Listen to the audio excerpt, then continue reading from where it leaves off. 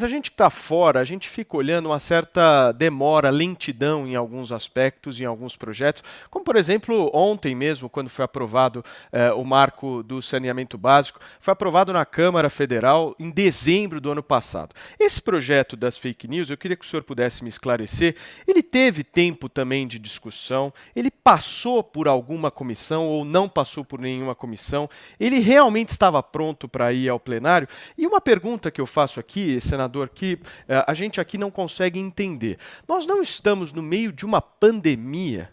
E eu acho que a prioridade do Senado Federal e da Câmara Federal não deveria ser projetos que realmente sejam totalmente, 100% relacionados a esse tema, porque a gente vê uma certa priorização nessa questão das fake news, mas ao mesmo tempo a gente pouco ouve falar, por exemplo, do impeachment de ministros do Supremo Tribunal Federal, a gente pouco ouve falar de uma possível fiscalização por parte do Legislativo em relação ao Covidão, né, que está aí investigando mais de R$ 1,5 bilhão de superfaturamento em contratos no meio da pandemia.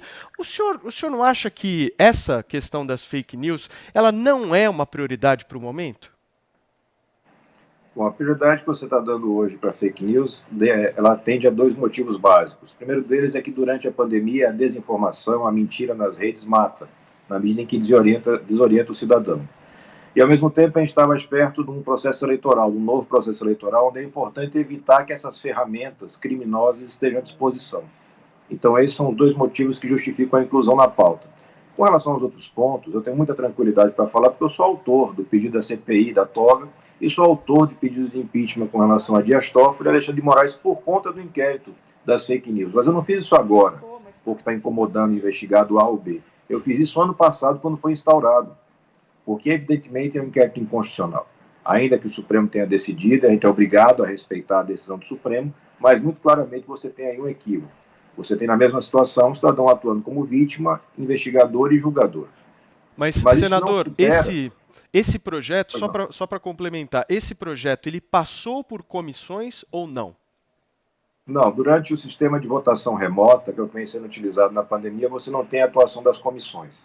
Da mesma forma como vários projetos, você não teve a passagem por comissões. Você tem um relatório direto em plenário. Isso aconteceu com saneamento, inclusive. Eu fui relator de saneamento na comissão de meio ambiente, mas não se concluiu o processo lá. Ele foi diretamente para plenário, onde o relator foi o senador Tasso Gereissati. Essa é a forma de atuação que você tem agora. Mas está acontecendo consulta pública, nós tivemos mais de uma centena de reuniões com plataformas e entidades da sociedade civil organizada. Não existe nenhum tipo de ator relevante que não tenha sido ouvido. Com toda certeza, o trabalho está sendo feito de forma bastante consistente. Ao longo do tempo, se agregaram diversas críticas e o texto hoje não tem, inclusive, nenhum tipo de repercussão penal. Deixou-se para tratar da questão penal mais adiante, com um pouco mais de tempo, e esse processo vai ter continuidade, caso aprovado, vai ter continuidade na Câmara de Deputados. Ele deve ser concluído só mais adiante, imagino eu que perto do final do ano, e já com o sistema presencial em funcionamento. Muito bem, senador Alessandro, uma última questão aqui para o senhor. Eu estou com o site do Senado Federal aqui aberto, exatamente na página do projeto de lei 2630, e aqui eles fazem uma enquete com o público exatamente perguntando se aprovam ou reprovam esse projeto. Nós temos 352 mil pessoas que votaram sim, dizendo que aprovam o projeto, mas nós temos 419 mil pessoas dizendo que reprovam esse projeto. Essas 419 são robôs, senador, ou são pessoas comuns? Acredito que sejam pessoas. Imagino que o sistema do Senado de pesquisa online, de enquete, tem algum tipo de trava de segurança para evitar comportamento automatizado. É um dado importante, esse dado não é ignorado. Mas assim como a gente leva em consideração a pesquisa que foi conduzida pelo Data Senado, ouvindo pessoas do Brasil inteiro e dando uma margem de certeza muito grande no sentido de aprovação de uma iniciativa legislativa que vai punir, vai coibir fake news e vai evitar essas ferramentas de desinformação. A gente tem certeza que ele está trilhando um bom caminho na defesa da sociedade. Muito bem, senador, muito obrigado pela sua participação aqui no Morning Show. As portas sempre estão abertas aí para a sua volta. Obrigado, um abraço a todos.